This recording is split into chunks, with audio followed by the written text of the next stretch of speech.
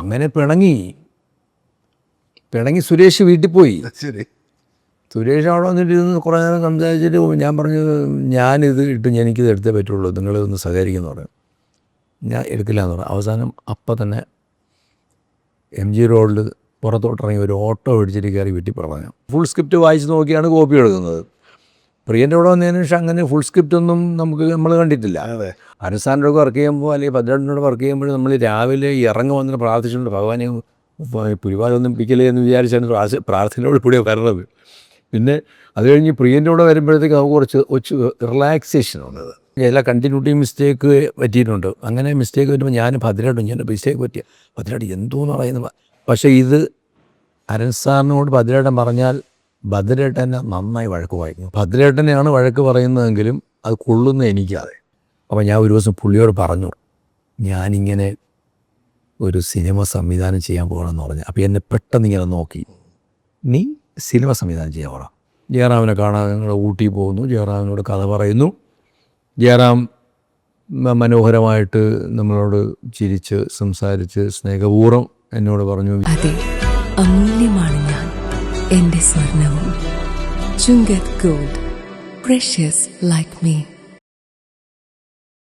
മികച്ച സംഘാടകൻ, സഹൃദയൻ, അതിനേക്കാൾ ഉപരി മികച്ച സംവിധായകൻ GS വിജയ്. ചേട്ടാ നമസ്കാരം. നമസ്കാരം. ഒരുപാട് സൗഹൃദങ്ങളുള്ള ഒരാളാണ്. അതിനേക്കാൾ മികച്ച സംഘാടകനാണ്. ഒരുപാട് സംഘടനകളുടെ തലപ്പത്തും അതിൻ്റെ പിന്നണിയിലുമായിട്ടൊക്കെ നിന്ന് നമ്മൾ കണ്ടിട്ടുണ്ട്. അതിനേക്കാളൊക്കെ ഉപരി മലയാള സിനിമയ്ക്ക് ഒരുപാട് മികച്ച സംഭാവന നൽകിയ സംവിധായകൻ. ആ പേരിന് താഴെ GS വിജയ്. പെട്ടെന്ന് എൻ്റെ ഓർമ്മയിൽ വരുന്നൊരു ചിത്രം ഞാൻ പറയാം. കുറച്ച് നാളുകൾക്ക് മുമ്പാണ് നമ്പർ 20 മദ്രാസ് മെയിൽ എന്ന് പറയുന്ന ഒരു ഗ്രൂപ്പിൻ്റെ ഒരു കൂടിച്ചേരൽ നടക്കുന്നത്. 18 മദ്രാസ്. അതെ. അപ്പോൾ അതിൽ പിന്നെ നമ്മൾ ഹരിഹരൻ സാറിന് താങ്കളൊരു ചിത്രം സമ്മാനം നൽകിയാണ്, രേഖാചിത്രം. ആ ചിത്രം സ്വീകരിച്ചിട്ട് അദ്ദേഹം താങ്കളെ കെട്ടിപ്പിടിച്ചുകൊണ്ട് നിൽക്കുന്നൊരു മനോഹരമായൊരു ചിത്രം എൻ്റെ മനസ്സിലുണ്ട്. ശരിക്കും നോക്കിക്കഴിഞ്ഞാൽ താങ്കളുടെ ഗുരുവാണ് ഹരിഹരൻ സാർ, അല്ലേ? ആ ഹരിഹരൻ സാർ എന്ന് പറയുന്ന ഗുരുവിനെ എങ്ങനെയൊക്കെയാണ് ഓർക്കുന്നത്? സാറിനെ ഞാൻ ഓർക്കുന്നത് എപ്പോഴും കർക്കശമുള്ള ഒരു ഗുരു, അത് കഴിഞ്ഞാൽ സ്നേഹമുള്ള ഒരു മനുഷ്യൻ. അതായത് സെറ്റിൽ അദ്ദേഹം ഭയങ്കര കർക്കശക്കാരനാണ്, ജോലിയിൽ അദ്ദേഹം ഭയങ്കര, നമ്മൾ സാധാരണ ഗവൺമെൻറ് മിഡിൽ സ്കൂളിൽ പഠിക്കുമ്പോൾ ഇംഗ്ലീഷ് മിഡിൽ സ്കൂളിലും പഠിക്കുമ്പോൾ വ്യത്യാസം ഉണ്ടാവും അവിടെ. അപ്പോൾ അതിൻ്റേതായ ഒരുപാട് ഗുണങ്ങളുണ്ട്. സിനിമ എന്ന് പറയുന്ന ഒരു മാധ്യമത്തെ വെച്ച് നോക്കുമ്പോൾ ദോഷങ്ങളുമുണ്ട്. മനസ്സിലായില്ലേ? ഇപ്പോൾ അന്ന് നമ്മൾ പറഞ്ഞു കേട്ടിട്ടുള്ളത് ഹരിഹരൻ സാറിൻ്റെയൊക്കെ സ്കൂളാണെങ്കിൽ നമ്മൾ പിന്നെ ഒന്നും നോക്കാനില്ല എന്ന് പറഞ്ഞിട്ട് കേട്ടോ. അന്ന് അങ്ങനെയായിരുന്നു. ആരോടെ വർക്ക് ചെയ്യുന്നതെന്നോട് ചോദിച്ചാൽ ഹരിഹരൻ സാറിൻ്റെ കൂടെ, ഹരിസാറിൻ്റെ കൂടെയാണോ എന്ന് ചോദിക്കുന്നതുണ്ടായിരുന്നു. പക്ഷെ പിന്നത്തെ കാലങ്ങൾ ഇങ്ങനെ മാറി വന്നപ്പോൾ മോനെ ആദ്യ സിനിമയാണോ എന്ന് ചോദിച്ചാൽ അതെ. ആരെങ്കിലും വർക്ക് ചെയ്തിരുന്നു? ഇല്ല. അപ്പോൾ ഇപ്പോൾ ആരെങ്കിലും കൂടെ വർക്ക് ചെയ്തിരുന്നു എന്ന് പറയുന്നത് എന്തോ ഒരു ഡിസ്ക്വാളിഫിക്കേഷനായിട്ട് കാണുന്നു എനിക്ക് തോന്നിയിട്ടുണ്ട്. കാരണം ഈ പുതിയ ആൾക്കാരെ പലരും ബന്ധപ്പെടാനുള്ള സാഹചര്യം എനിക്ക് ഉണ്ടാകുന്നുണ്ട്, ഈ സംഘടനയുടെ തലപ്പത്തിരിക്കുന്നതുകൊണ്ട്. അപ്പോൾ ഒരുപാട് പുതിയ ആൾക്കാർ വരുന്നുണ്ട്. പിന്നെ ഇപ്പോഴൊന്ന് നിങ്ങൾ ആരെങ്കിലും കൂടെ പോയി പഠിക്കേണ്ട കാര്യം അല്ലാതെ തന്നെ സിനിമ പഠിക്കാൻ എല്ലാവരും നല്ല എഡ്യൂക്കേറ്റഡായ ആൾക്കാരാണ് സിനിമയിലോട്ട് വരുന്നത്. അവർക്ക് സിനിമ കാണാനും സിനിമ പഠിക്കാനും ഒരുപാട് സിനിമകൾ കാണാനുള്ള സാഹചര്യങ്ങളുള്ളതുകൊണ്ട് അങ്ങനെയുള്ള ഗുരുകുല സമ്പ്രദായങ്ങളൊക്കെ അന്യം നിന്ന് പോയി. എങ്കിലും ഇപ്പോഴും അത് പഠിക്കുന്നുണ്ട്. അതിൻ്റെ ഗുണം വേറെയാണ്. അതൊരിക്കലും തള്ളിപ്പറയാൻ ഞാൻ തയ്യാറല്ല. അങ്ങനെ തള്ളിപ്പറയാൻ പറ്റില്ല. അതെ. എനിക്ക് തോന്നുന്നു ഹരിഹരൻ സാറിനോടൊപ്പം 17ഓളം ചിത്രങ്ങൾ, സുജാത മുതലിട്ട് അമൃതഗമയ വരെയുള്ള ഒരു 17ഓളം ചിത്രങ്ങൾ അദ്ദേഹത്തോടൊപ്പം സംവിധായകയായി നിൽക്കുക, അദ്ദേഹത്തിൻ്റെ അസോസിയേറ്റായി നിൽക്കുക എന്ന് പറയുന്നത് ചെറിയ കാര്യമല്ല. എന്നാണ് ആദ്യമായിട്ട് ഹരിഹരൻ സാറിനെ കാണാൻ പോയെന്ന് ഓർമ്മ? ഈ ഇടയ്ക്ക് ആരോ പറഞ്ഞിരുന്നു, നമ്മൾ സിനിമയിൽ അങ്ങനെ ആരെങ്കിലും അച്ഛനോ അമ്മാവനോ ചേട്ടനോ അളിയനോ ഒക്കെ ഉണ്ടെങ്കിലേ സിനിമയിൽ കയറാൻ പറ്റുള്ളൂ എന്ന് പറയുന്ന ഈ ഇടയ്ക്ക് അങ്ങനെ ഒരു സംസാരം ഉണ്ടായിരുന്നു. അപ്പോൾ എനിക്കന്ന് അങ്ങനെ സിനിമയിൽ വേഷം ചോദിച്ചാൽ ചാൻസ് ചോദിച്ച് നടക്കേണ്ട ഒരു ഇത് വന്നിട്ടില്ല. കാരണം എൻ്റെ സഹോദരിയുടെ ഭർത്താവ് രഘുനാഥ്, അദ്ദേഹം ഒരു സംവിധായകനും സഹസംവിധായകനുമാണ്. അദ്ദേഹമാണ് എന്നെ ഈ സിനിമയിലേക്ക് കൊണ്ടുപോകാൻ കാരണക്കാരൻ. പക്ഷേ ആദ്യമൊന്നും അദ്ദേഹത്തിന് വലിയ താല്പര്യമില്ലായിരുന്നു. അങ്ങനെ ഞാൻ അദ്ദേഹത്തിൻ്റെ കൂടെ അങ്ങ് ഇടിച്ചു കയറിയെന്നൊക്കെ പറയും പോലെ. പക്ഷേ സിനിമയിൽ എനിക്ക് ഇടിച്ചു കയറാൻ അറിയില്ല. അതെൻ്റെ സ്വന്തം അളിയനായതുകൊണ്ട് ഇടിച്ചു കയറിയെന്ന് പറയും പോലെ പുള്ളി എന്നെ മദ്രാസിൽ കൊണ്ടുപോയിട്ട് എന്നോട് ചോദിച്ചു. അപ്പോൾ തൊട്ടടുത്ത റൂമിൽ എം കൃഷ്ണനായർ സാർ താമസിക്കുന്ന 1-ാം നമ്പർ മുറിയിൽ, 2-ാം നമ്പർ മുറിയാണ് രഘുണൻ്റെ റൂം. അപ്പോൾ രഘുണൻ ഭയങ്കര തിരക്കാണ്. ഈ പിന്നെ കുഞ്ചാക്കോയുടെ പടമൊക്കെ, മുരളിയുടെ പടമൊക്കെ ആ സമയമൊക്കെ. അപ്പോൾ എന്നെ അവിടെ കൊണ്ടാക്കി. അത് കഴിഞ്ഞ് പുള്ളി അന്ന് വൈകുന്നേരം തന്നെ ഇവിടെ പോയി. അടുത്ത് 3 ദിവസം കഴിഞ്ഞ് വന്നു. എൻ്റെ അടുത്ത് ചോദിച്ചു, നീ ഇപ്പോൾ ഇങ്ങനെ നിന്നാക്കില്ല, എന്ത് നിൻ്റെ ഉദ്ദേശം എന്താ? അപ്പോൾ ഞാൻ പറഞ്ഞു, എനിക്ക് അഭിനയിക്കാനാണ് താല്പര്യമെന്ന്. അഭിനയവും നടക്കില്ല കേട്ടോ എന്ന് പറഞ്ഞു. അപ്പോൾ വേറെ എന്തെങ്കിലും ടെക്നിക്കലായി പഠിക്കാൻ പറ്റുമോ നോക്ക് എന്ന് പറഞ്ഞു.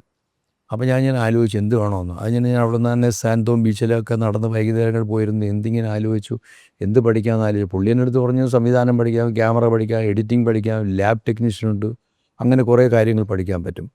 ഇങ്ങനെ ആലോചിച്ചപ്പോൾ ഞാൻ പറഞ്ഞു, സംവിധാനം പഠിക്കാം എന്ന് ഞാൻ തന്നെ തിരഞ്ഞെടുക്കുന്ന സംഭവമാണ്. എൻ്റെ ഇഷ്ടമായിരുന്നു അത്. അങ്ങനെ ഞാൻ പുള്ളിയോട് ചോദിച്ചു, ആരോട് പഠിക്കണമെന്ന് ചോദിച്ചു. ഇത് സാറുണ്ട് അപ്പുറത്ത് എന്ന് പറഞ്ഞു. സാറുണ്ട്. പിന്നെ ഉടുപ്പി ലോഡ്ജ് ഒരുപാട്, പിന്നെ കൃഷ്ണൻ നായർ സാറ് അവിടെ ഉള്ളതുകൊണ്ട് തന്നെ ഒരുപാട് പ്രശസ്തരായ ആൾക്കാർ അവിടെ വന്നു പോകുന്നത് നമ്മൾ കണ്ടിട്ടുണ്ട്. ഭാരതീരാജ സാർ ഉൾപ്പെടെയുള്ള. അതെ. അപ്പോൾ അവിടെ താമസിച്ച് ആരോട് വർക്ക് ചെയ്യണമെന്ന് ചോദിച്ചു, ആരോ കൂടെ പഠിക്കണമെന്ന് ചോദിച്ചു. അപ്പോൾ ഞാൻ കൃഷ്ണൻ നായർ സാറുണ്ട്, ശശികുമാർ സാറുണ്ട്, സേതുമാധവൻ സാറുണ്ട്, വിൻസെൻ്റ് മാഷുണ്ട്, ആരെ കൂടെ.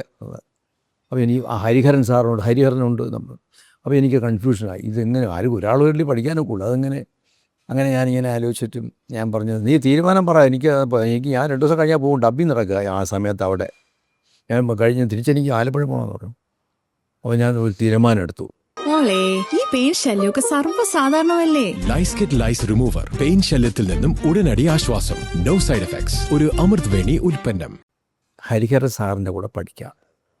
അങ്ങനെ ഞാൻ എൻ്റെ ഗുരുവിനെ ഞാൻ തന്നെയാണ് തിരഞ്ഞെടുക്കുന്നത്. അതിന് മുമ്പ് എന്തെങ്കിലും അദ്ദേഹത്തിന് അറിയാമായിരുന്നു? അദ്ദേഹത്തിൻ്റെ 1-2 സിനിമകൾ കണ്ടിട്ടുണ്ടെന്നേ ഉള്ളൂ. പിന്നെ ഞാൻ ഇതിനെക്കുറിച്ചൊക്കെ വായിക്കും. അപ്പോൾ എനിക്ക് തോന്നി അദ്ദേഹത്തിൻ്റെ കൂടെ പഠിക്കുന്നത് നന്നാ തോന്നി. അപ്പോൾ കൃഷ്ണൻ നായർ സാർ അവിടെ ഉണ്ട്. അദ്ദേഹം ഒട്ടും മോശമല്ല. കൃഷ്ണൻ നായർ സാർ എന്ന് പറഞ്ഞാൽ ഹരിഹരൻ സാറിൻ്റെ ഗുരുവാണ്, ലെജൻഡറി ആൾക്കാരാണ്. അതാണ്. അങ്ങനെ ഞാൻ ഹരൻ സാറിൻ്റെ കൂടെ പഠിക്കാമെന്ന് പറഞ്ഞ് അദ്ദേഹം എന്നെ ഹരൻ സാറിനെ വിളിച്ചു നോക്കി. അദ്ദേഹത്തെ വീട്ടിലുണ്ടായിരുന്നു. ഇവിടെ അടയാർ സ്ഥലത്ത് അവിടെ പോയി സാറിനെ കണ്ടു. അദ്ദേഹം പോയി പറഞ്ഞു, ഇതെൻ്റെ അളിയനാണ്, ഇവന് സിനിമാ സംവിധാനം പഠിക്കണമെന്നാണ്, നിങ്ങൾ കൂടെ നിർത്തിക്കൊള്ളണം. അങ്ങനെയാണ് ഞാൻ ഹരൻ സാറിൻ്റെ കൂടെ കയറുന്നത്. ആദ്യം ഏത് പടമാണ് അദ്ദേഹത്തിന് വർക്ക് ചെയ്യുക? ആദ്യം ഞാനൊരു മുഴുവൻ പടം വർക്ക് ചെയ്ത സുജാത. നസീർ സാറൊക്കെ അഭിനയിച്ചത്. നസീർ സാറ്, ജയഭാരതിയൊക്കെ. അല്ല, ഈ ആദ്യം കാണുമ്പോൾ, താങ്കൾ ആദ്യം കാണുമ്പോൾ ഇവന്തൊക്കെ നിങ്ങൾ പഠിക്കാൻ ആഗ്രഹമുണ്ടെന്ന് പറയുമ്പോൾ അദ്ദേഹത്തിൻ്റെ ഒരു റെസ്പോൺസ് ഉണ്ടായി? പുള്ളി പിന്നെന്താ കുഴപ്പത്തേരെന്താ കാര്യങ്ങളൊക്കെ ചോദിച്ചു. അത് ഇത്രയേ ഉള്ളൂ. അത് കഴിഞ്ഞ് ഇത്രാം തീയതി ഷൂട്ടിംഗ് ഉണ്ട്, ഞാൻ അറിയിക്കാം, അല്ലെങ്കിൽ എന്നെ ഒന്ന് വിളിച്ചാൽ മതി എന്ന് പറഞ്ഞ് സാർ അപ്പോൾ തന്നെ ഡിസ്പോസ് ചെയ്തത്. അത് കഴിഞ്ഞ് ഞാൻ ഇനി റൂമിൽ വന്നു. പിന്നെ ഞാൻ ഇതിനെക്കുറിച്ച് അന്വേഷിച്ചുകൊണ്ടിരിക്കും. അവിടെ വിളിച്ചാൽ പെട്ടെന്ന് കിട്ടണമെന്നില്ല. പുള്ളി ഷൂട്ടിങ്ങിന് ലാൻഡ് ഫോണല്ലേ, അങ്ങനെ കിട്ടണമെന്നില്ലല്ലോ ഇന്നത്തെ പോലെ. അല്ലെങ്കിൽ ഞാൻ അവിടെ പോയി അന്വേഷിക്കും, ആ വീട്ടിൽ പോയി അന്വേഷിക്കും. 1-2 പ്രാവശ്യം പോയപ്പോൾ സാർ ഇല്ലായിരുന്നു. അപ്പോൾ അദ്ദേഹത്തിൻ്റെ വൈഫ് മാത്രമേ ഉള്ളൂ. അപ്പോൾ സാറുണ്ടോയെന്ന് ചോദിച്ചാൽ ഇല്ല എന്ന് പറയും. അവർ പതുക്കെ കഥ കളിച്ചിട്ട് അങ്ങ് പോവും. അപ്പോൾ നമ്മൾ തിരിച്ച് വീണ്ടും വരും. അടുത്തടുത്താണ്. കാരണം മൈലാപ്പൂർ, ഉടുപ്പി ലോഡ്ജ്, പിന്നെ അടയാർ എന്ന് പറഞ്ഞ സത്യ സ്റ്റുഡിയോയുടെ അടുത്താണ്. അപ്പോൾ അതിന് അടുത്താണ്. അതുകൊണ്ട് പോയി വരാനൊക്കെ സൗകര്യമുണ്ട്. അങ്ങനെ ഒരു ദിവസം ഇങ്ങനെ പറഞ്ഞിങ്ങനെ ഷൂട്ടുണ്ട്, അവിടെ വരാൻ പറഞ്ഞു. അവിടെ വരാൻ പറഞ്ഞ് പിന്നെ പോകുമ്പോൾ അവിടെ ആദ്യമായിട്ട് ഞാൻ ഷൂട്ടിംഗ് കാണുക, ഇത്ര അടുത്ത്. അല്ലാതെ ഷൂട്ടിംഗ് കണ്ടിട്ടുണ്ടോയെന്ന് പറഞ്ഞ് നമ്മുടെ പിന്നെ പഠിക്കുന്ന സമയത്ത് മെറിലാൻഡിലെ ഷൂട്ടിംഗ് കണ്ടിട്ടുണ്ട്. മെറിലാൻഡ് പോകുന്ന വഴിക്ക്, സ്കൂളിൽ പോകുന്ന വഴിക്ക് മതിലിൻ്റെ പുറത്ത് കയറി ഇരുന്ന് കാണുക. അവിടുത്തെ അതായത് ഒരു വെള്ളി വെളിച്ചത്തിൽ ഇങ്ങനെ ഇവരൊക്കെ തിളങ്ങി നിൽക്കുന്നതൊക്കെ ദൂരെ നിന്ന് കണ്ടിട്ടേ ഉള്ളൂ. അപ്പോൾ അടുത്ത് കാണാനുള്ളൊരു അവസരം എനിക്ക് കിട്ടിയത് അങ്ങനെ ആദ്യം സത്യ സ്റ്റുഡിയോയിൽ പോകുമ്പോഴാണ്. അങ്ങനെയാണ് ഞാൻ തുടങ്ങുന്നത്. അവിടെ ആദ്യം കാണുന്ന ആർട്ടിസ്റ്റുകാരാണ് അവിടെ കാണുന്നത് സത്യ സ്റ്റുഡിയോയിൽ. നസീർ സാർ, സുജാതയായിരുന്നു പടം. സുജാത. അങ്ങനെ ആയിരുന്നു ശരിക്കും കൈകളുടെ തുടക്കം. അതെ. അപ്പോൾ നേരത്തെ പറഞ്ഞു വളരെ കർക്കശക്കാരനായ ഒരു അധ്യാപകനായിരുന്നു, ഗുരുവായിരുന്നു അദ്ദേഹം സിനിമാ സെറ്റുകൾക്ക്. എന്നാൽ പുറത്ത് നല്ല തികഞ്ഞൊരു മനുഷ്യ സ്നേഹിയായിരുന്നു. പക്ഷേ ഈ പറഞ്ഞ പോലെ കർക്കശ്യത എന്ന് പറയുമ്പോഴത്തേക്ക് ഒരുപാട് നമ്മളെ വേദനിപ്പിച്ച ചില ഓർമ്മകൾ എന്തായാലും ഉണ്ടാവും. ചിലതായിരിക്കും, പക്ഷെ അങ്ങനെ എന്തെങ്കിലും ഓർമ്മ? എന്നെ അങ്ങനെ വേദനിപ്പിച്ചിട്ടൊന്നുമില്ല. ശാസനമാണ്, കാർക്കശ്യക്കാരനാണ്. ജോലിയുടെ കാര്യത്തിൽ അദ്ദേഹം കാർക്കശ്യക്കാരനാണ്. തെറ്റ് കണ്ടാൽ നന്ന വഴക്ക് പറയും. പക്ഷേ എൻ്റെ കൂടെ അന്ന് എൻ്റെ ചീഫ് എന്ന് പറയുന്നത് ഭദ്രേട്ടനാണ്. അപ്പോൾ ഞാൻ എന്തെങ്കിലും തെറ്റ് ചെയ്താലും എന്നെ അല്ലേ വഴക്ക് പറയും. അതാണ് എനിക്ക് വലിയ വിഷമം. അപ്പോൾ ഞാൻ ചിലപ്പോൾ ചില കണ്ടിന്യൂറ്റി മിസ്റ്റേക്ക് പറ്റിയിട്ടുണ്ട്. അങ്ങനെ മിസ്റ്റേക്ക് പറ്റുമ്പോൾ ഞാൻ ഭദ്രേട്ടൻ ഞാൻ മിസ്റ്റേക്ക് പറ്റിയ ഭദ്രേട്ടൻ എന്തോന്ന് പറയുന്നത്. പക്ഷേ ഇത് അരുൺ സാറിനോട് ഭദ്രേട്ടൻ പറഞ്ഞാൽ ഭദ്രേട്ടനെ നന്നായി വഴക്ക് പറയും. ഭദ്രേട്ടനെയാണ് വഴക്ക് പറയുന്നതെങ്കിലും അത് കൊള്ളുന്ന എനിക്കതെ. പക്ഷേ ഭദ്രേട്ടൻ ഈ അസോസിയേറ്റ് ഡയറക്ടർ ആയിരിക്കുമ്പോൾ ഉണ്ടല്ലോ, സത്യം പറഞ്ഞാൽ പിന്നെ സാറ് വഴക്ക് പറയും, പക്ഷെ ഒരക്ഷരം മിണ്ടില്ല കേട്ടോ. അതെനിക്ക് അത് കണ്ടു പഠിക്കേണ്ട ഒരു കാര്യമാണ്. ഒരക്ഷരം തർക്കിക്കാനോ എടുക്കാനോ ഒന്നും പോകില്ല. അത് ചിലപ്പോൾ പൂർണ്ണമായി തെറ്റ് ഭദ്രേട്ടൻ്റെ ഭാഗത്ത് അല്ലെങ്കിൽ പോലും അതേ ഒന്നും പറയില്ല. അപ്പോൾ നമുക്ക് വേണ്ടി ഒരുപാട് ത്യാഗം സഹിക്കുന്നത്. അയ്യോ പിന്നെ എനിക്ക് ഭദ്രേട്ടനെ എനിക്ക് ജീവിതത്തിൽ മറക്കാൻ പറ്റാത്തൊരു വ്യക്തിത്വമാണ്. എൻ്റെ ഒരു ജ്യേഷ്ഠനെ പോലെയാണ് ഞാൻ അന്നും കാണുന്നത് ഇന്നും കാണുന്നത്. ഞാൻ പറഞ്ഞില്ല, എനിക്ക് വളരെ ഹൃദയഹാരിയായി തോന്നിയ ആ രംഗം അദ്ദേഹം ചേർത്ത് നിർത്തി എൻ്റെ പ്രിയപ്പെട്ട ശിഷ്യനെന്ന് പറയുന്ന ഒരു മുഹൂർത്തം ഉണ്ടല്ലോ, ഒരു ശിഷ്യനെ സംബന്ധിച്ചുള്ള വലിയ ഒരു ഒരിക്കലും മറക്കാനാവാത്തൊരു സംഭവമാണ്. തീർച്ചയായും. അല്ലേ? അങ്ങനെ ചേർത്ത് നിർത്തിയ അനുഭവങ്ങൾ ഞാൻ അങ്ങനെയാണ് സാറിനോട്, ഞങ്ങളെല്ലാവരും അങ്ങനെയാണ് സാറിനോടൊപ്പം നിന്നിട്ടുള്ളത്. കാരണം സാറിൻ്റെ കൂടെ പോയി നമ്മൾ പഠിക്കാൻ ഞാൻ ഉൾപ്പെടെയുള്ള ആൾക്കാർ പോയി പഠിച്ചിട്ട് അവിടെ നേരം പിണങ്ങി പോവുകയോ വഴക്കിട്ട് പോവുകയോ ചെയ്യുന്ന പ്രശ്നമില്ല. ഞാൻ അവിടുന്ന് പിന്നെ എൻ്റെ അവസാന ചിത്രം ചെയ്ത് ഇറങ്ങുമ്പോൾ ഞാനൊരു സിനിമ സംവിധാനം ചെയ്യാൻ പോകുന്നു എന്ന് പറഞ്ഞിട്ടാണ് വരുന്നത്. അപ്പോൾ നമുക്ക് ജോലി സമയത്തുള്ള കാർക്കശ്യം എന്നുള്ളതിലുപരി അത് പറയുന്നത് വർക്കിൻ്റെ കാര്യത്തിലും നമ്മൾ പഠിക്കാൻ വേണ്ടിയും തെറ്റുകൾ ആവർത്തിക്കാതിരിക്കാൻ വേണ്ടി പറയല്ലേ. അതിന് നമ്മൾ അങ്ങനെ അന്ന് ചിലപ്പോൾ നമുക്കൊരു വേദനയൊക്കെ ഉണ്ടാവും, എങ്കിൽ പോലും നമ്മൾ അന്ന് മനസ്സിലാക്കും കേട്ടോ. ആ തെറ്റ് എൻ്റെ ഭാഗത്തൊരു മിസ്റ്റേക്ക് പറ്റിയെന്ന് പറയുകയും അതിൽ നമ്മൾ എളിഭ്യനാകുകയും ചെയ്യും. പക്ഷേ ഇന്ന് എനിക്ക് തോന്നുന്നു ഇന്ന് അവർ അക്സെപ്റ്റ് ചെയ്യാൻ ബുദ്ധിമുട്ടായിരിക്കും അവർ. അന്ന് ഈ സഹസംവിധായകർ അവരൊക്കെ ഈ വലിയ താരങ്ങളായിരുന്നു. അപ്പോൾ അവരൊക്കെ നമ്മളോട് സഹകരിക്കുന്ന ഒരു രീതി ഭയങ്കര രസമായിരുന്നു. അന്നും ഇന്നും അത് നമുക്ക് കമ്പാരിസൺ ഇല്ല. മനസ്സിലായില്ലേ? കമ്പാരിസൺ ഇല്ല. അന്നെന്ന് പറഞ്ഞാൽ ഒരു സിനിമ എന്നൊക്കെ പറഞ്ഞാൽ ഇന്നും സിനിമ ഷൂട്ടിംഗ് തുടങ്ങുന്നതിന് മുമ്പ് കർപ്പൂരം ഒഴിഞ്ഞ് പ്രാർത്ഥനയോടുകൂടി തുടങ്ങാറുണ്ട്. അന്നുമുണ്ട്. പക്ഷെ ഇന്ന് ഒരു ചടങ്ങ് മാത്രം. അന്ന് ഒരു ആരാധനാക്രമമാണ്. എല്ലാവരും നല്ല മനസ്സോടുകൂടി അന്നത്തെ ഷൂട്ടിംഗ് സുരക്ഷിതമായി സുഖമായി പര്യവസാനിക്കണേ എന്ന് പറഞ്ഞാണ് പ്രാർത്ഥിച്ച് ചെയ്യുന്നത്. ഗണപതിക്ക് തേങ്ങ ഒഴിയുന്നത്. അത് തേങ്ങ ഒഴിഞ്ഞ് കൊണ്ടുപോയി അത് പൊട്ടിച്ചു എന്നറിഞ്ഞാൽ മാത്രമേ ഷോട്ട് പറയുള്ളൂ. ഇന്ന് ഇവിടുന്ന് കൊണ്ടുപോയി അത് അപ്പം തന്നെ ഇവിടെ ഷോട്ട് എടുക്കും എന്ന് പറഞ്ഞ് അതൊരുപാട് വ്യത്യാസങ്ങൾ, ഒരുപാട് കാര്യങ്ങളിൽ മൂല്യച്യുതികൾ സംഭവിച്ചുകൊണ്ടിരിക്കുന്നതുകൊണ്ട് അങ്ങനെയൊക്കെ സംഭവിക്കാം. അതിലൊന്നും പറയാൻ പറ്റില്ല. അക്കാലത്ത് ഒരുപാട് സൗഹൃദം ഉണ്ടായിരുന്നു. ഒരു നടീനന്മാരൊക്കെ ആയിട്ടൊന്നും നല്ല സൗഹൃദം ഉണ്ടായിരുന്നു. വളരെ ഏറ്റവും കൂടുതൽ അറിഞ്ഞുകൊണ്ടുണ്ടായിരുന്ന നടീനടന്മാരായ ആ സുരേഷ് ചോദിച്ച ചോദ്യം, നമ്മളിപ്പോൾ ഒരു നടനുമായിട്ട് ഒരു 10-15 പടം വർക്ക് ചെയ്യുമ്പോൾ നമ്മൾ അവരൊരു സൗഹൃദം ഉണ്ടാവും.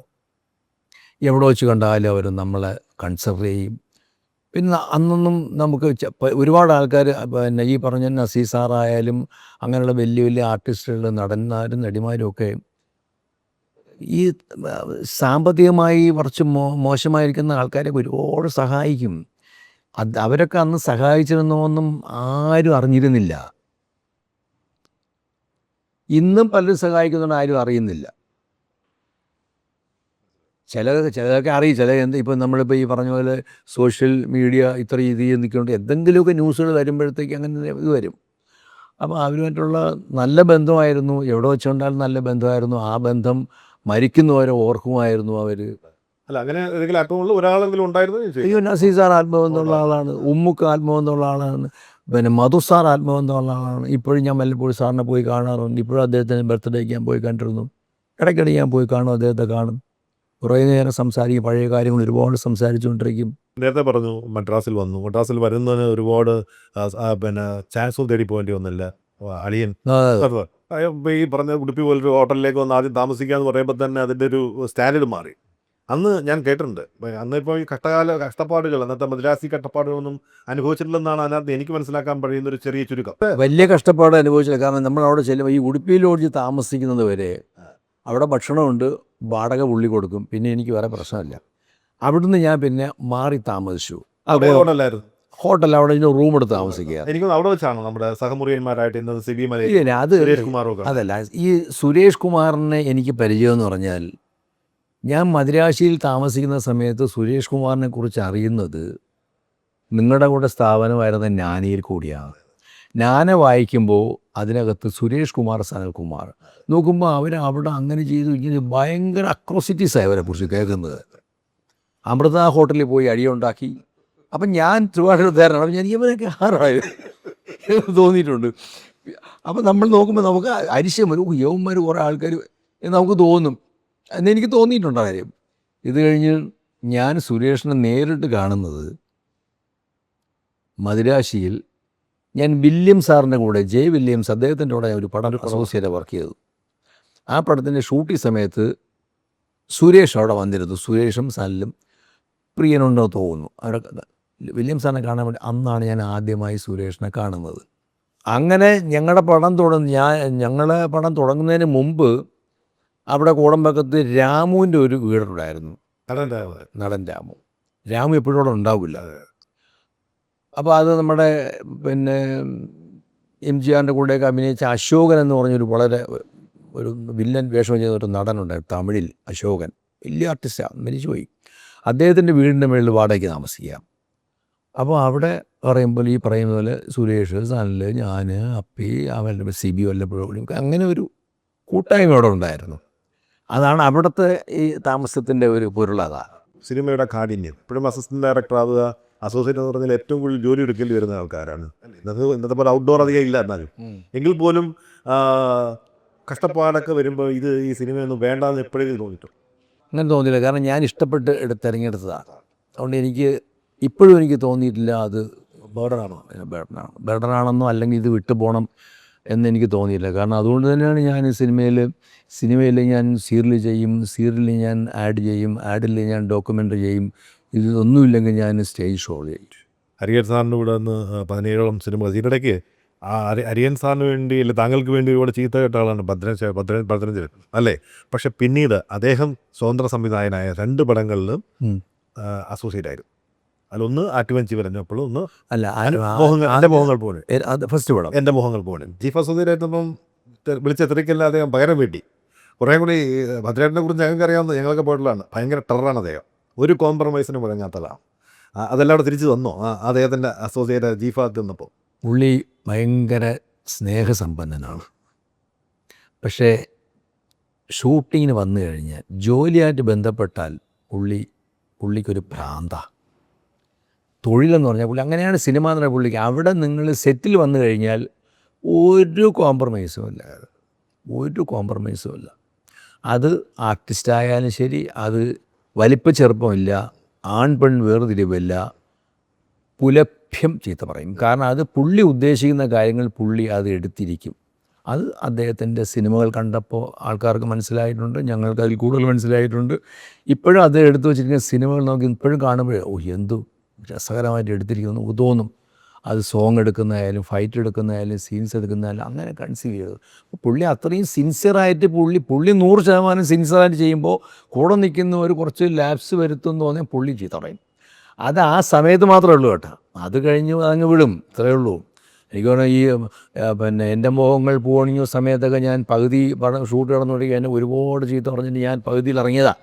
എന്നിട്ട് എന്നെ വളരെ കുറേ വഴക്ക് പറഞ്ഞു. അപ്പോൾ ഞാൻ അങ്ങ് വിടും, ഇത്രയേ ഉള്ളൂ. അതുപോലെ ഈ ആറ്റുവഞ്ചി ഒഴിഞ്ഞപ്പോൾ സമയത്തും മമ്മൂക്ക, തിലകൻ, ലക്ഷ്മി ചേച്ചിയൊക്കെയാണ് അഭിനയിച്ചത്. ഇവിടെ എറണാകുളത്തായിരുന്നു ഷൂട്ടിങ്.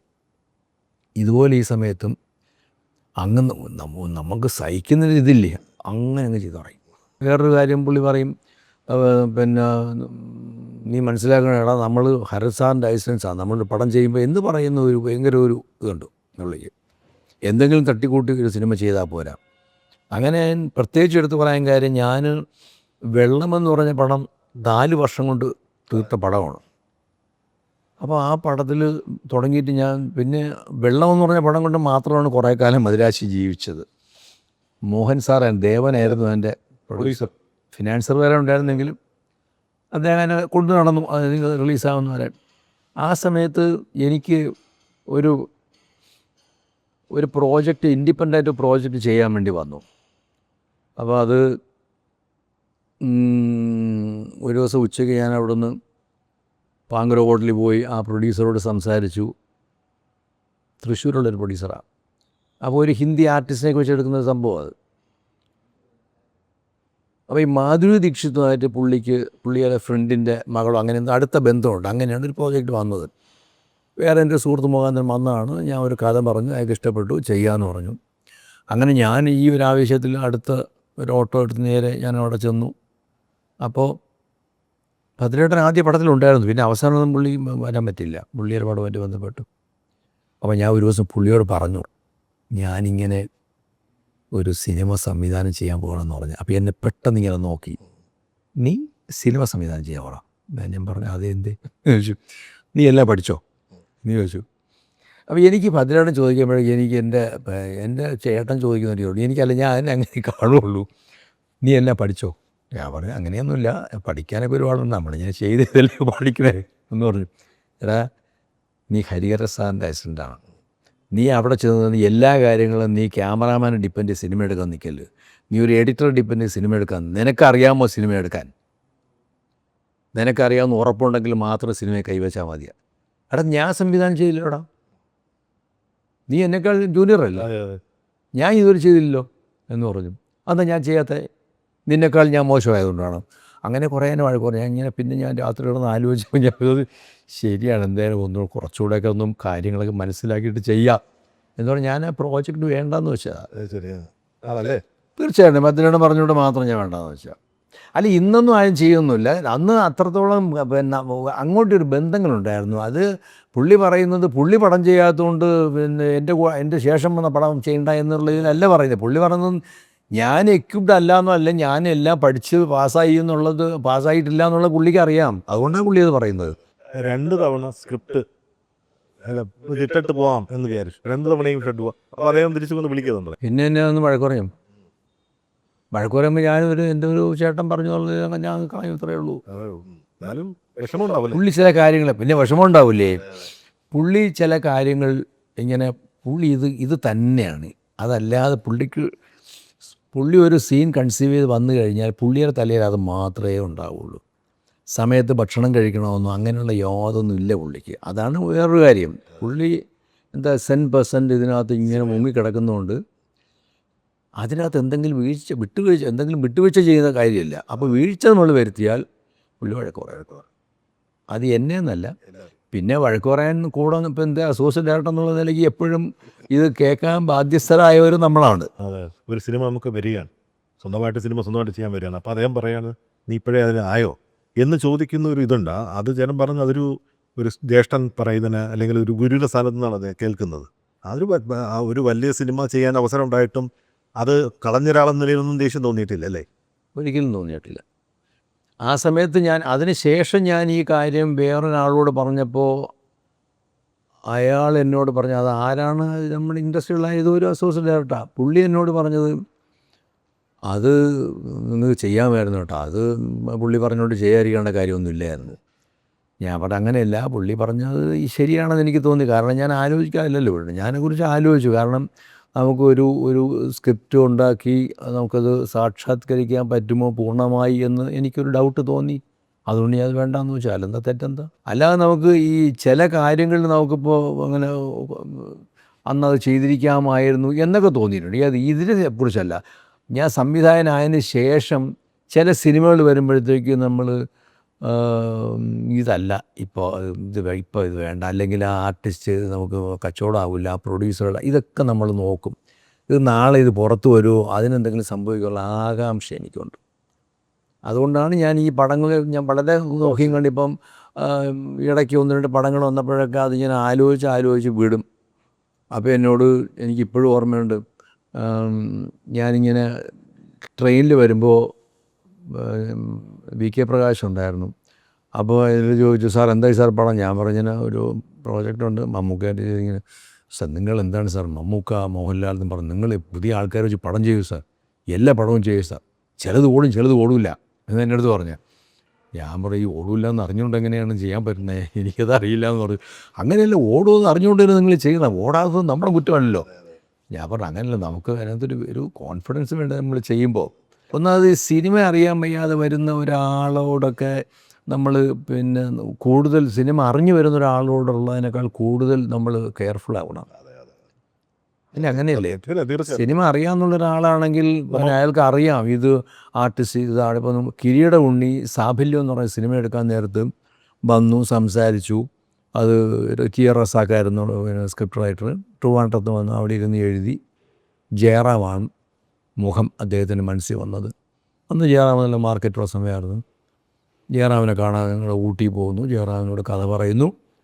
ജയറാം മനോഹരമായിട്ട് നമ്മളോട് ചിരിച്ച് സംസാരിച്ച് സ്നേഹപൂർവ്വം എന്നോട് പറഞ്ഞു, വിജയൻ നമ്മൾ ആദ്യം ഒരു പടം ചെയ്യുമ്പോൾ നല്ലൊരു കോമഡി പടം ആയിക്കോട്ടെ എന്ന് പറഞ്ഞു. ഞാൻ പറഞ്ഞു ശരി ആയിക്കോട്ടെ എന്ന് പറഞ്ഞ് ഞങ്ങൾ വണ്ടിയിൽ കയറി റസാക്ക് ഞാനും ഉണ്ണിയും കൂടെ തിരിച്ച് ഊട്ടിയിൽ നിന്ന് കാറിൽ പോരുന്നു. ഇങ്ങനെ വരണ സമയത്താണ് ഉണ്ണി എൻ്റെ അടുത്ത് പറഞ്ഞു, നമുക്കിത് സുരേഷ് ഗോപി വെച്ച് ചെയ്താലോ. അന്ന് സുരേഷ് ഗോപി ഫാമിലി സബ്ജക്റ്റ് എന്ന് പറയുമ്പോഴത്തേക്ക് നമുക്ക് ഒരു പൊരുത്തപ്പെടാത്തൊരു ഇത് ഉണ്ടാവുമല്ലോ. അന്ന് അങ്ങനെയുള്ള സിനിമയാണ് ചെയ്തുകൊണ്ടിരിക്കുന്നത്. അതിൽ നിന്നൊക്കെ മാറി സുരേഷ് ഗോപി വരുന്നത് തന്നെ 98 ഫ്രെയിമിലാണ് ഇൻട്രൊഡക്ഷൻ. അവിടെയൊക്കെ വരുന്നിടത്ത് നമ്മൾ ഇങ്ങനെ ഒരു പടത്തിൽ വരുമ്പോൾ എങ്ങനെയായിരിക്കും എൻ്റെ ഔട്ട്പുട്ട് എന്നുള്ളതിനെക്കുറിച്ച് ആകാംക്ഷ. സിനിമ ഓടണമെന്നുള്ള ആഗ്രഹം കൊണ്ടാണ്, അല്ലാതെ ഒരു ആർട്ടിസ്റ്റിനോടുള്ള ഒരു നമുക്ക് അങ്ങനെ ആരോടും ഒരു ദേഷ്യവും എനിക്ക് തോന്നിയിട്ടില്ല. ഒരുപാട് ദേഷ്യം തോന്നേണ്ട അവസ്ഥകൾ ഒരുപാട് ഉണ്ടായിട്ടുണ്ടെങ്കിൽ പോലും. അപ്പം ഞാൻ അങ്ങനെ ഈ പകരം വീട്ടുക എന്നുള്ളത് എൻ്റെ ഉത്തരവാദിത്വം അല്ല എന്ന് വിചാരിക്കുന്ന ഒരാളാണ് ഞാൻ. അങ്ങനെ നമുക്ക് സുരേഷ് ഗോപി വെച്ചെടുക്കാമെന്ന് പറഞ്ഞു. അപ്പോൾ റസാക്ക് പറഞ്ഞു പിന്നെ എന്താ നമുക്ക് സുരേഷ് ഗോപി വെച്ച് നോക്കാം, നമുക്ക് വേറെ മാറ്റി പഠിക്കാമെന്ന് പറഞ്ഞു. അങ്ങനെയാണ് സുരേഷ് ഗോപിയിലെത്തുന്നത്. സുരേഷ് ഗോപി ഭംഗിയായിട്ട് ചെയ്തിട്ടുണ്ട്. എന്നിട്ടും സുരേഷ് ഗോപി വരുമ്പോഴെനിക്ക് ഈ ഒരു ഇത് മാറുന്നില്ല. അപ്പോൾ സുരേഷ് ഗോപി വരുമ്പോൾ നമുക്ക് ഒരു ഇൻട്രൊഡക്ഷനൊക്കെ ഒന്ന് ഇത് ചെയ്യണം എന്നൊക്കെ പറഞ്ഞ് ഞാൻ MG റോഡിൽ ട്രിവാൻഡ്രത്ത് MG റോഡിൽ QRSൻ്റെ ഫ്രണ്ടിൽ ക്യാമറയൊക്കെ വെച്ച് ക്രെയിനിൽ രാമേന്ദ്രബാബു സാർ ക്യാമറയൊക്കെ വെച്ച് അപ്പോൾ സുരേഷ് ഗോപി ഷൂട്ടിങ്ങിന് വന്നു കഴിഞ്ഞു. വന്ന് ക്രെയിനും കാര്യങ്ങളെല്ലാം കണ്ടിട്ട് എൻ്റെ അടുത്ത് ചോദിച്ചു, ഇതെന്ത് ക്രെയിനൊക്കെ? ഞാൻ പറഞ്ഞു ക്രെയിനിലാണ്, നിങ്ങളെ ഇൻട്രൊഡക്ഷനാണ് അവിടെ എടുക്കാമെന്ന് പറഞ്ഞത്. പക്ഷെ എന്തോ ഞാൻ ചുമ്മാ ഒരു കാറിൽ വന്ന് കയറി പോയാൽ പോരെ എന്ന് പറയാം. അങ്ങനെ ഒരു ഇൻട്രൊഡക്ഷൻ അങ്ങനെ ഇരിക്കട്ടെ, അത് ഒരു തരത്തിൽ അമ്പിന് വില്ലിയും നടക്കില്ല. സുരേഷ് വന്നിട്ട് അപ്പം തന്നെ സുരേഷ് ഫാമിലി മാനായി കഴിഞ്ഞു. പുള്ളി ഇതിൽ അങ്ങനെ പിണങ്ങി സുരേഷ് വീട്ടിൽ പോയി. സുരേഷ് അവിടെ വന്നിട്ട് ഇരുന്ന് കുറേ നേരം സംസാരിച്ചിട്ട് ഞാൻ പറഞ്ഞു, ഞാനിത് ഇട്ട് എനിക്കിത് എടുത്തേ പറ്റുള്ളൂ, നിങ്ങളിതൊന്ന് സഹകരിക്കുമെന്ന് പറഞ്ഞു. ഞാൻ എടുക്കില്ല എന്ന് പറഞ്ഞു. അവസാനം അപ്പം തന്നെ MG റോഡിൽ പുറത്തോട്ടിറങ്ങി ഒരു ഓട്ടോ പിടിച്ചിട്ട് കയറി വീട്ടിൽ പറഞ്ഞു. വണ്ടേ ഉണ്ട്. അപ്പം ഞാൻ ആ പടം വല്ലാണ്ടായി. എന്ത് ചെയ്യുന്ന തോമാച്ചനുണ്ട് മേക്കമ്മൻ തോമാച്ചനെയും പിടിച്ചു കയറെന്ന് പറഞ്ഞു വിട്ടാൽ പോയി. അപ്പോൾ ഞാൻ പറഞ്ഞു എന്തോ ഒരു വിലുവാലാണ് ഇന്ന് ഓരോ നമ്മുടെ ഒരു കഷ്ടകാലം എന്നുള്ള എന്താ പറയാനുണ്ട്. നമ്മുടെ ഒരു എന്താ ഒരു ഡയറക്ടർ എന്നുള്ള ഒരു കാര്യം ഒരു ഷോട്ട് വെച്ചാൽ അപ്പം അതിനകത്ത് കട്ട് പറയും. അങ്ങനെ ഞാൻ പറയണേ ഉണ്ണി എന്ത് ചെയ്യാനെന്ന് വെച്ചു. ഉണ്ണി പറഞ്ഞു നീ കുഴപ്പമില്ല, നീ വേറെ ഒരു സീൻ എടുക്കുക, ഞാൻ സുരേഷിനെ വിളിച്ചോണ്ട്. അങ്ങനെ വീണ്ടും പോയി വിളിച്ച് കൊണ്ടുപോകും. അതിനിടയ്ക്ക് ഞാൻ പുള്ളി ഇല്ലാതെ തന്നെ ആ കാറ് വന്ന് നിൽക്കുന്ന ഷോട്ടങ്ങ് എടുത്ത് ഞാൻ പിന്നെ വന്ന് ഇറങ്ങി വരുന്ന സംഭവം എടുത്തു. അങ്ങനെ ഷോട്ട് എടുത്തു. പക്ഷേ എങ്കിലും പാവ മനുഷ്യനാണ്, ഭയങ്കര സ്നേഹവും ഒരു നമ്മളോടൊരു ഇതൊക്കെ ഉള്ള ഒരാളാണ്. പക്ഷെ ചില സമയത്ത് സുരേഷ് അങ്ങനെയാണ്. അതെ. 2 സ്കൂളിൽ നിന്ന് വ്യത്യസ്തമായിട്ടൊരു 3ാം സ്കൂളിലേക്ക് വരികയാണ്. പ്രിയദർശൻ്റെ കൂടെ 2 പടം. മറ്റേ 2 പേരും കുറേ ഗൗരവമുള്ള ആൾക്കാരാണ്, കുറേ സ്ട്രിക്റ്റ് ആയിട്ടുള്ള ആൾക്കാരാണ്. ഇവിടെ വേറെ എൻറ്റയർലി ഡിഫറെൻറ്റ്. ദിംധരിക്കട ദോം എന്ന് പറയുന്ന ഒരു സിനിമ, പിന്നെ ബോയിങ് എന്ന് പറയുന്നത് 2ാമത്തെ സിനിമ.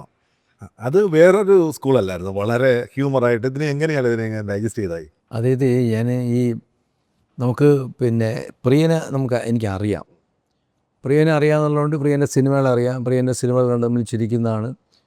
പ്രിയൻ അന്ന് ആ കാലത്ത് പ്രിയദർശൻ എന്ന് പറയുന്ന സംവിധായകൻ സിനിമകളെ കണ്ടിരുന്ന ഒരു രീതിയുണ്ട്. പുള്ളിയുടെ സിനിമകൾ പോലെ തന്നെയായിരുന്നു സിനിമയും കണ്ടിരുന്നത്. ഞാൻ സീരിയസ് ആകാൻ ശ്രമിക്കുമ്പോൾ ഒട്ടും സീരിയസ് അല്ല. സീരിയസ് എന്ന് പറഞ്ഞാൽ ഞാൻ വന്ന സ്കൂളിൽ നിന്നും വളരെ വ്യത്യസ്തമാണ്. അപ്പോൾ അവിടെ കുറച്ച് ചിരിക്കാനും കളിക്കാനും വർത്തമാനം പറയാനും ഒക്കെ ഉള്ള ഒരു സ്വാതന്ത്ര്യവും സമയമൊക്കെ ഉണ്ട്.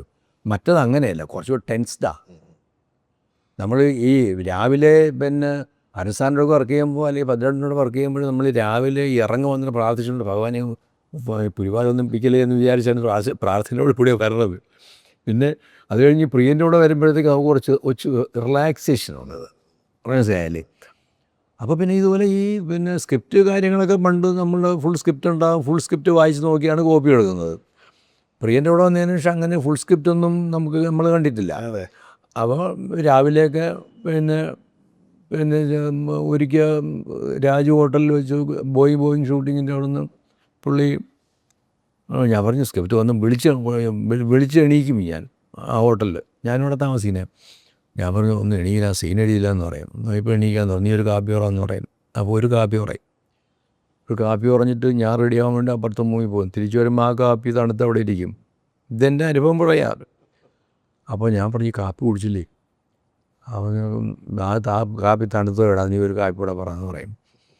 അപ്പോൾ വീണ്ടും ഞാൻ ഒരു കാപ്പി പറയും. കാപ്പി പറഞ്ഞ് പിന്നെ ഞാൻ അവിടെ നിന്ന് സംസാരിച്ച് പുള്ളി എണീപ്പിച്ചിട്ടേ പോവുള്ളൂ.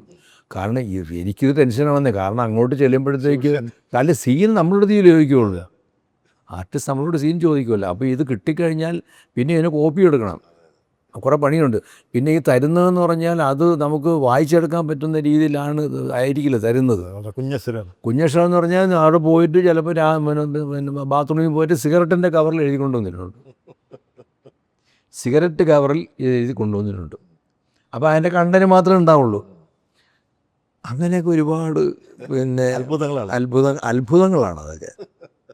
പക്ഷെ അതൊന്നും പറഞ്ഞാൽ അത്ഭുതങ്ങളെന്ന് പറഞ്ഞാൽ സിനിമകളും അങ്ങനെ തന്നെ. അയാളുടെ അദ്ദേഹത്തിൻ്റെ സിനിമകളൊക്കെ വളരെ സൂപ്പർ ഡിപ്പ് സിനിമകളായിരുന്നു. ആൾക്കാരെ ചിരിച്ച് കാണുമ്പോഴത്തേക്ക് പിന്നെ സംശയം എന്താ, അത് സിനിമ ഷൂട്ടിംഗ് നടക്കുമ്പോഴും ഒരു പ്രിയൻ എഴുതിയതാണെങ്കിലും പ്രിയൻ തന്നെ സംവിധാനം ചെയ്തതാണെങ്കിൽ പോലും അതിൽ ആ ഷോട്ട് കട്ട് ചെയ്ത് കഴിഞ്ഞാൽ ആദ്യത്തെ ചിരി വരുന്നത് പ്രിയദർശൻ ഡയറക്ടറുടെ ഭാഗത്തു നിന്നാണെന്നുള്ളതാണ്. അതാണ് അതിൻ്റെ ഒരു ആസ്വദിച്ച് എഴുതി ആസ്വദിച്ച് എടുക്കുകയും ആസ്വദിച്ച് ചിരിക്കുകയും ചെയ്യുന്ന ഒരു മനുഷ്യൻ.